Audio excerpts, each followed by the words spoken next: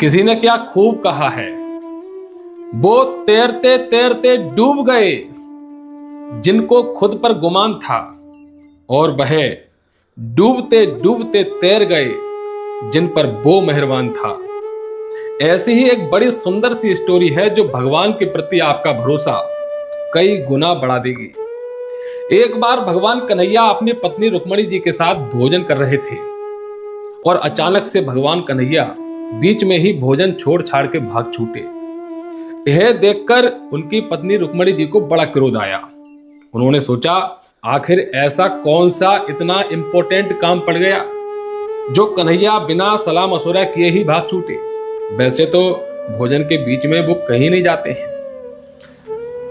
उनकी पत्नी रुक्मणी जी सोच ही रही थी कि अचानक से भगवान कन्हैया मुस्कुराते हुए अंदर आ गए। अब रुक्मणी जी ने कहा कि आखिर ऐसा कौन सा जरूरी काम था जो आपको भोजन के बीच में ही जाना पड़ा और तत्काल आप वापस भी आ गए। तो कन्हैया ने बड़ा ही सुंदर जवाब दिया। कन्हैया मुस्कुराते हैं और कहते हैं, रुक्मणी जी, मेरा एक प्रिय भक्त जो कि बिल्कुल निहत्था था, उसको बहुत सारे लोग मिलकर पीट रहे थे और वह मेरा भक्त बार बार मेरा नाम पुकार रहा था, मुझ पे पूर्ण भरोसा कर रहा था, इसलिए मुझे भोजन के बीच से ही उसकी मदद के लिए जाना पड़ा। लेकिन जब मैं वहां उसकी मदद के लिए पहुंचा और मैं उसकी मदद करने ही जा रहा था, मैंने देखा कि उसने अब हाथ में लाठी डंडे उठा लिए और अपने कुछ परिचित लोगों को अपनी मदद के लिए बुला लिया।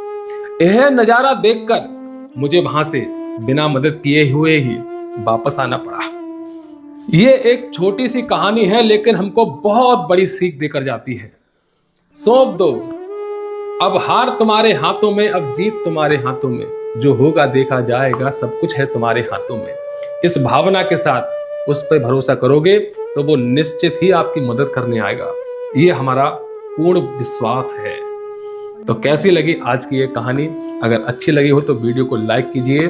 मैं हूं आपका भाई बाबा का सेवक अलंकार तोमर। जय श्री श्याम।